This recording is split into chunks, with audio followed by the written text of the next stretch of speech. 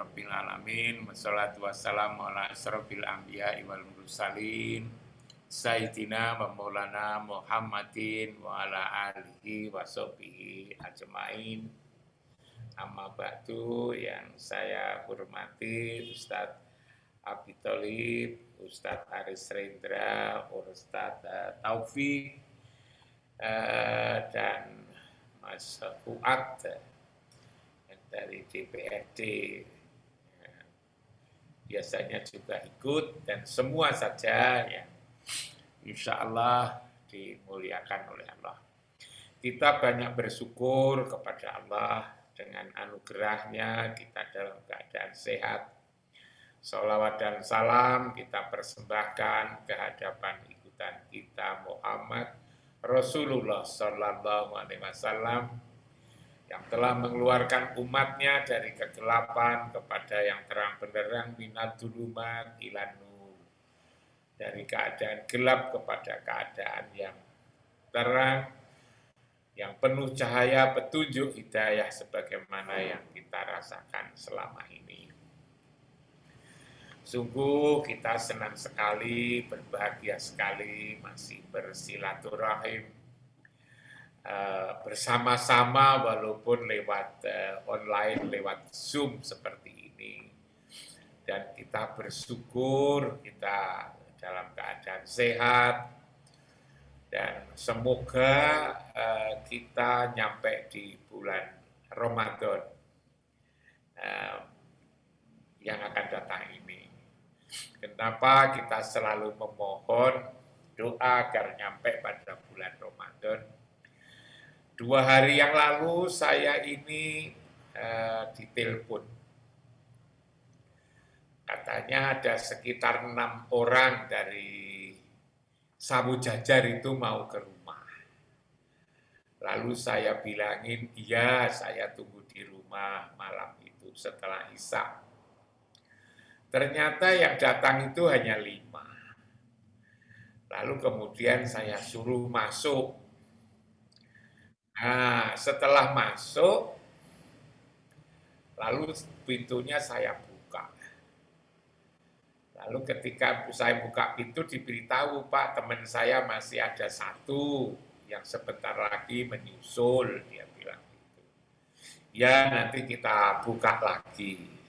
Sebab temannya tadi katanya diampiri bilang, kamu duluan, saya nanti sebentar menyusul. Ternyata ditunggu-tunggu tidak datang, mendapat informasi yang mau nyusul itu, mau keluar rumah itu meninggal. Gitu kan begitu cepatnya itu kan. Mula-mula mau bareng ke rumah, temennya yang 5 itu, kamu duluan, saya nanti akan nyusul, saya bawa mobil sendiri gitu kan. Akhirnya tidak jadi karena kita mau berangkat itu jatuh, ya masih di rumah lalu meninggal. Berarti kalau begitu batas antara hidup dan mati itu kadang-kadang begitu tipisnya itu loh, begitu cepatnya itu loh. Karena itu kita selalu memohon kepada Allah. Dan 2 hari sebelum itu yang meninggal itu telepon kepada saya, gitu. Katanya sudah kangen sama saya ini. Bahkan kalau saya tidak salah ingat itu dia menanyakan tentang kematian. Waktu itu saya beritahu bahwa orang mati itu sebetulnya itu seharusnya senang. Karena mati itu kan disebut dengan pulang, disebut dengan kembali. Kembali itu kan ke tempat asal. Ya. Bahasa Jawanya mulai, wangsul, kundur, dalam bahasa Qur'annya itu rojiun. Jadi orang mati itu menyenangkan, saya bilang begitu. Karena apa? Karena mati itu pulang, mati itu kembali ke rumah, ke kampung. Kampung yang sebenar-benar kampung ialah kampung akhirat. Hanya memang ketika kita pulang atau meninggal atau rojiun itu menjadi menyenangkan kalau Satu, seperti dulu saya sampaikan, tahu jalannya pulang. Ini penting, orang pulang kalau tidak tahu jalannya pulang kan susah, bingung. Yang kedua, tahu, masih ingat alamat rumahnya itu mana. Kalau ketika kita pulang lalu tidak tahu rumahnya kan juga susah. Yang ketiga, oleh-oleh untuk pulang, kalau mau berangkat kan bekal, kalau pulang kan oleh-oleh. Oleh-oleh untuk pulang itu sudah cukup. Nah, kita ngaji, kita beragama Islam, kita besok puasa, ya sebentar lagi puasa. Ini sebetulnya kan dalam rangka agar ketika kita pulang itu jalan pulang tahu, tempat pulang tahu, lalu kemudian siang makan menerima kita ketika kita juga sudah tahu di rumah itu. Lalu oleh-olehnya cukup. Nah, ketika itu dia juga gembira, saya dapat telepon ini. Ternyata 2 hari kemudian betul-betul dia pulang. Makanya lah doa-doa tadi menjadi sangat penting sekali. Agar kita semua nanti bisa pulang dengan suasana gembira. Karena jalan pulang tahu, tempat pulang tahu, yang akan menerima kita ketika kita pulang tahu, dan ketika pulang itu oleh-oleh yang kita bawa sudah cukup, amal soleh kita ini sudah cukup. Nah, inilah lalu kemudian kita gembira. Tadi saya bertanya, sore ini kita ngomong apa ya? Lalu kemudian saya nawari, gimana kalau kita ngomong aja lah tentang puasa di bulan Ramadan. Rupanya dijawab setuju. Kalau setuju, maka kita bicara aja dalam waktu 30 menit, 20-30 menit itu kita bicara tentang puasa di bulan Ramadan. Kita ini kan sudah begitu sering ya. Kalau umur saya ini sekarang 72. Umur 7 tahun, seingat saya ini dulu sudah puasa umur 7 tahun. Berarti saya ini sudah berpuasa 65 bulan. Kan setiap tahun Ramadan. Saya itu sudah 65 bulan. 65 tahun itu kan berarti kan 65 bulan. Saya tidak tahu Mas Aris Rendra, Ustadz Abi Tholib itu umurnya sekarang berapa. Kalau dulu umur 6 tahun sudah puasa, 7 tahun sudah puasa, kalau sekarang ini usianya 40, berarti sudah 30 berapa bulan, gitu kan, lama sekali. Nah itu, setiap tahun kan puasa, begitu juga ibu dan bapak-bapak yang lain. Nah, sekarang ayolah kita renungkan, puasa kita ini kan la'allakum tattaqun. Mudah-mudahan engkau menjadi orang yang takwa, derajat yang paling mulia di sisi Allah. Inna akramakum indallahi atqakum. Kita tidak usah membaca orang lain. Soal agama itu sebetulnya akan lebih baik kalau membaca dirinya sendiri. Kalau agama itu baju, pakaian, maka akan lebih bagus kalau kita itu lihat pakaian kita sendiri. Tidak terlalu banyak melihat pakaian orang lain. Tiwas kita itu lalu kemudian kepingin. Tapi kalau lihat pakaian sendiri, kita kan lalu kemudian mana ya kira-kira yang pantas, sudah bersih atau belum, gitu kan? Kira-kira lumset atau enggak, kayak gitu. Kalau pakaian sendiri, agama juga gitu. Kita lihat sendiri hasil puasa kita ini selama sekian kali kita laksanakan ini ada enggak dampak kepada hati kita ini. Nah, karena kita lihat kita sendiri tentu kan yang bisa menyimpulkan diri sendiri. Kalau sekiranya kurang begitu, hasilnya belum begitu maksimal, kita sendiri yang akan memperbaiki, yang akan menyempurnakan. Kita tidak mungkin akan menyempurnakan orang lain dalam soal agama ini.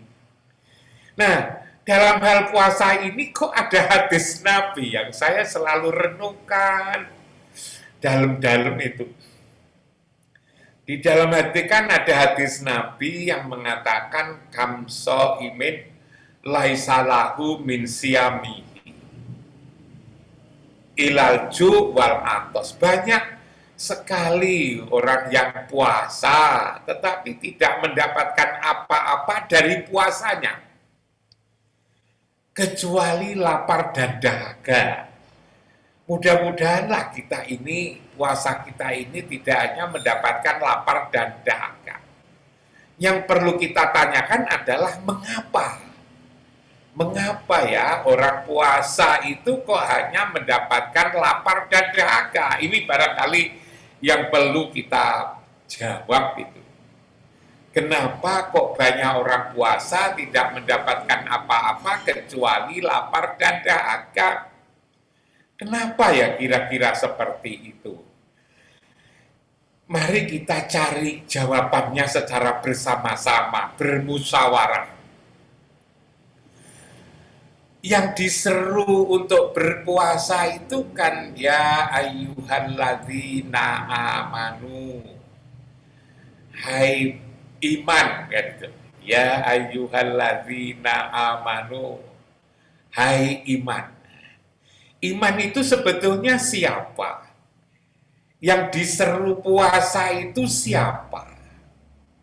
Lalu iman itu untuk mempuasakan siapa? Atau untuk mempuasakan apa? Yang disuruh itu iman sebetulnya. Iman itu bukan tubuh. Manusia itu terdiri dari jasmani dan ruhani. Ada tubuh kita. Ada yang datang dari ibu dan bapak. Dan juga ada yang datang dari Allah. Yang dari ibu bapak inilah sebetulnya tubuh. Tubuh kita inilah berasal dari ibu dan bapak. Di dalam surat At-Tariq itu kan kita juga dianjurkan ya untuk memperhatikan dari apa kita itu dijadikan. Fal yang duril insanu mimma khuliq. Khuliqa mimma indafik. Riyah ruju mimbaini sulbi wataroib. Gitu kan. Jelas sekali di situ. Hendaknya engkau memperhatikan dari apa manusia engkau itu dijadikan. Dari air yang memancar itu. Itulah yang namanya dari sperma bapak, lalu kemudian masuk ke ovum yang lalu tersimpan di rahim ibu, sampai lalu kemudian hidup di situ, sudah ada kehidupan di situ itu antara air yang memancar dengan yang disebut dengan sperma dan ovum itu sudah ada kehidupan. Buktinya dia lalu kemudian tumbuh dan berkembang. Sampai akhirnya 4 bulan, 10 hari, sudah berbentuk. Lalu ketika sudah berbentuk itulah 40 hari, 4 bulan 10 hari, ditiupkan ruh. Di Quran itu surat As-Sajdah ayat 9, summa sawahu wa nafakha fihi min ruhihi wa ja'ala lakumus sam'a wal absara wal afidah qalila ma tashkurun. Ini roh ini. Jadi kalau kita lihat ini ada jasmani kita ini itu adalah dari ibu dan bapak tadi, sperma dan ovum tadi tumbuh dan berkembang, lalu kemudian ditiupkan oleh Allah roh itu di surat As-Sajdah ayat 9 itu. Yang roh itulah sebetulnya menjadi ruhani. Itulah yang disebut dengan nur, gitu kan. Itulah yang juga disebut dengan iman. Amana yu'minu imanan, kepercayaan.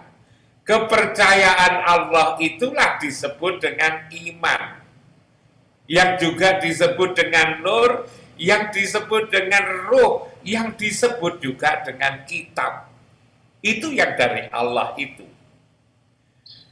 Nah, sementara yang dari bapak dan ibu itu tadi, yang diseru ya ayuhan nas, inna khalaqnakum min dzakarin wa unsa wa ja'alnakum su'uba wa qabaila lita'arafu, itu nas. Itulah insan sebetulnya.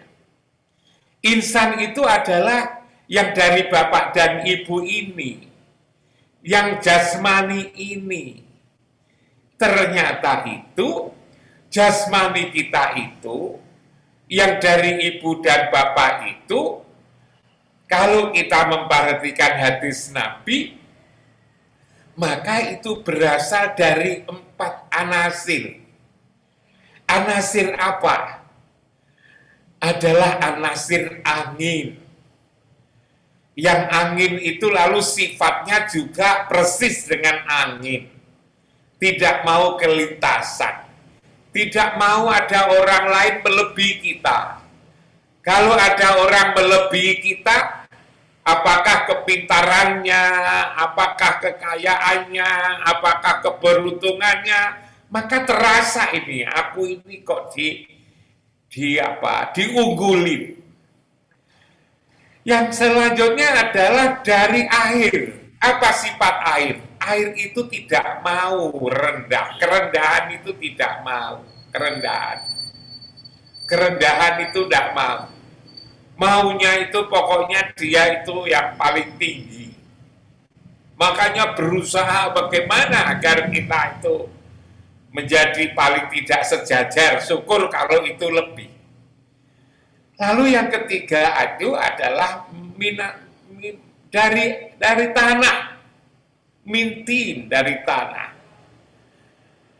minal ma, mintin tanah. Tanah itulah lalu kemudian anasir itu melahirkan sifat tidak mau kekurangan. Maka lalu kemudian kepingin nambah kendaraan, nambah rumah, nambah mobil, bahkan kalau tidak terpenuhi cara-cara yang tidak bagus pun dilalui, korupsi misalnya, itu karena itu di dalam diri kita itu ada unsur tanah itu sebetulnya, tidak mau kekurangan. Lalu kemudian minar dari api. Api inilah yang melahirkan anasir idhofi yang lalu kemudian tidak mau kalah. Tidak mau tersinggung, itu tidak mau, itu adalah karena di dalam diri kita ini ada api. Karena itulah maka jasmani kita ini, ibu dan bapak sekalian, jasmani kita ini, itu ada 4 nafsu, nafsu raihan, karena ada angin, ada rahmani, karena di situ ada air, tidak mau kerendahan. Itulah jasmani, itu dari tanah. Lalu kemudian nafsu idhofi, tidak mau kalah.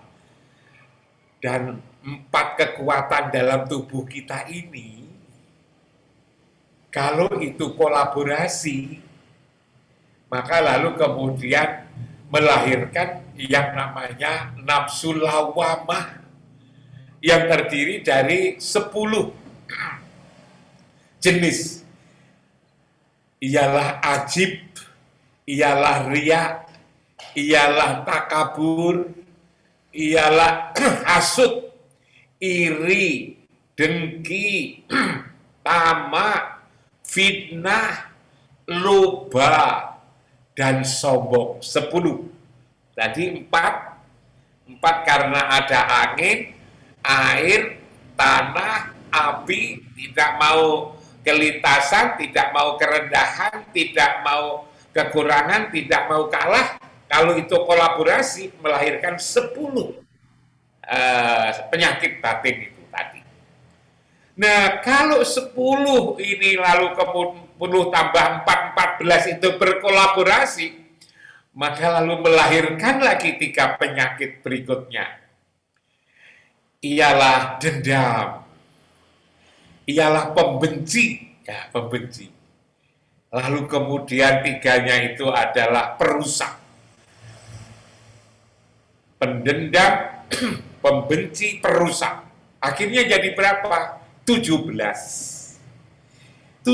sifat buruk inilah yang ada di dalam tubuh kita ini sebetulnya. Semua orang, semua kita yang punya tubuh ini. Nah, ini lalu kemudian menyatu di dalam tubuh dengan yang datang dari Allah, yang namanya ruh, yang namanya iman, yang namanya nur tadi, yang karena dari Allah itu pasti benar sebetulnya itu. Karena itu dari Allah itu pasti benar, karena itu dari Allah. Yang karena itu keturunan Muhammad, karena turunan Muhammad, bukan keturunan. Kalau keturunan itu tubuh, kalau turunan itu adalah dari Muhammad, dari Rasulullah, maka juga punya sifat-sifat turunan. Ialah sidik, amanah, tabligh, dan fatonah itu. Itu adalah sifat-sifat turunan Muhammad itu yang ada pada diri kita. Nah, mulai dari kecil sampai tua kita ini sebetulnya di dalam dada kita itu ada 2 unsur itu sebetulnya. Di surat At-Taghabun ayat 2 itu dikatakan waladzi khalaqakum faminkum kafirun wa minkum mu'minun. Itu adalah yang mukmin ini, ada yang berasal dari Allah itu loh, yang ditiupkan ketika 4 bulan 10 hari, tapi ada unsur kekafiran. Yang sukanya itu adalah hal-hal yang sifatnya keduniawian itu. Yang itu adalah jasmani kita ini. Nah, pada bulan puasa ini, iman tadi, ya ayyuhalladzina amanu, kepercayaan Allah itu. Iman tadi, yang datang dari Allah tadi. Yang berada di tengah kegelapan. Makanya saya katakan, yang mengeluarkan dari kegelapan kepada yang terang benderang itu adalah Muhammad Rasulullah mengeluarkan ruh dari kegelapan. Gelapan apa? Gelapan jasmani itu. Yang terdiri atas 17 jenis penyakit hati itu tadi. Yang terdiri atas dimulai dari raihan rahmani, jasmani, idofi, yang dimulai dari angin, air, api, angin, tanah, dan api itu. Yang lalu beranak pinak menjadi 17. Bahkan lalu kemudian agar iman ini juga kuat. Yang dari Muhammad ini juga agar kuat. Maka juga 17 rakaat kita sholat, ya. 17 rakaat kita sholat itu melawan musuh yang jasmani yang 17, sama 17-nya ini. Dan itu pun karena jasmani itu tadi, ruh raihan rahmani, jasmani idofi, yang itu adalah ajibriyah, lalu kemudian hasud, iri, dengki, lalu kemudian tamah, fitnah, loba, dan sombong ini ditambah lagi, lalu kemudian 3 dendam, lalu kemudian pembenci dan perusak 17 ini, maka ini 17 ini. Itu pun masih belum bisa, maka lalu kemudian 1 bulan. 1 bulan penuh di bulan puasa, hendaknya iman, hendaknya ruh yang dari Allah itu mempuasakan ini 17 penyakit hati ini dipuasakan, dikalahkan. Cara mengalahkan itu adalah lewat secara simbolik itu tidak makan selama siang hari dari terbit fajar sampai lalu kemudian sore waktu buka itu tidak minum, tidak makan, tidak hubungan. Itu sebetulnya hanya sekedar tanda saja sebetulnya. Kalau puasa itu hanya sekedar mencegah makan minum saja, anak kecil aja bisa sebetulnya. Anak TK saja ikut puasa, walaupun puasanya itu sampai beduk. Bisa, mudah. Kalau hanya sekedar mencegah makan dan minum itu ringan sebetulnya itu. Tapi yang berat itu adalah mempuasakan yang 17 jenis ini. Karena itu kalau bulan puasa itu sebetulnya tidak saja hanya sekedar tidak makan, tidak minum, mempuasakan, memberhentikan sifat-sifat jasmani yang 4 menjadi 14, yang 14 menjadi 17 ini. Dan yang ini sebetulnya orang tidak bisa, anak kecil tidak bisa. Yang bisa itu adalah anak-anak yang sudah gede seperti kita. Anak-anak yang sudah gede seperti kita ini pun juga kadang-kadang gagal. Kita kadang-kadang lupa. Dalam bulan puasa kita masih marah. Bulan puasa kita masih iri. Bulan puasa kita dengki. Bulan puasa kita kasut. Bulan puasa kita masih membenci orang. Bulan puasa kita itu lalu masih dendam. Bulan puasa kita masih merusak hubungan silaturahmi. Ini merusak, ini 17 ini. Bulan puasa kita lalu kemudian masih saja merasa kurang, tamak itu kan. Bulan puasa kita masih ingin dipuji, yang namanya ajib, yang namanya riya, yang namanya tidak mau kelintasan, tidak mau kerendahan, tidak mau, itu berat sekali itu sebetulnya. Yang dikatakan di dalam hadis Nabi itu adalah perang, itu adalah perang besar. Ada perang kecil, ada perang besar. Perang kecil itu adalah perang fisik, perang Badar, perang Khandaq itu adalah perang kecil.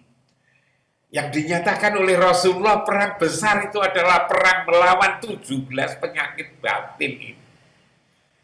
Lalu kemudian juga diperintah oleh hadis Nabi mengatakan ada atuika nafsuka alati baina. Jambaika itu hendaknya yang kamu kalahkan adalah musuh yang ada dalam diri kamu sendiri ini. Mempuasakan ini loh Ibu dan Bapak sekalian menjadi berat.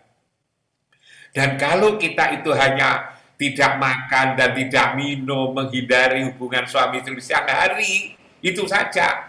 Tetapi yang penyakit hati ini masih berjalan, maka dikatakan oleh Rasulullah, kam min shaimin laisa lahu min siyamihi ilal ju' wal atos, itu karena memang puasanya itu hanya puasa menghilangkan tidak makan, tidak minum. Tetapi yang 17 penyakit hati ini masih tetap berjalan.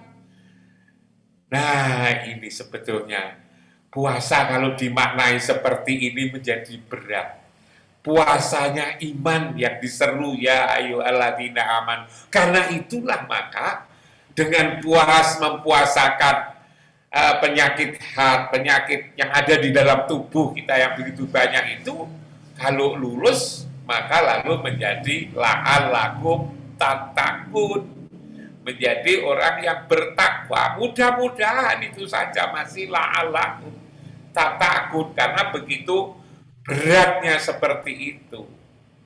Nah, saya memaknai seperti itu, mudah-mudahan itu ya, mudah-mudahan paling tidak itu kan menjadi bahan renungan bahwa 1 bulan ini kalau ada orang mengajak untuk bagaimana kita itu mengata-ngatain orang, mencari kesalahan orang lain, kita lalu kemudian mengatakan kekurangan-kekurangan orang lain yang menjadikan kita ini, menjadikan apa yang kita lakukan itu orang dimaksud sakit hati, dan seterusnya bisa kita kendalikan. Kalau ada orang ngajak begitu lalu kita ngomong, saya ini lagi berpuasa.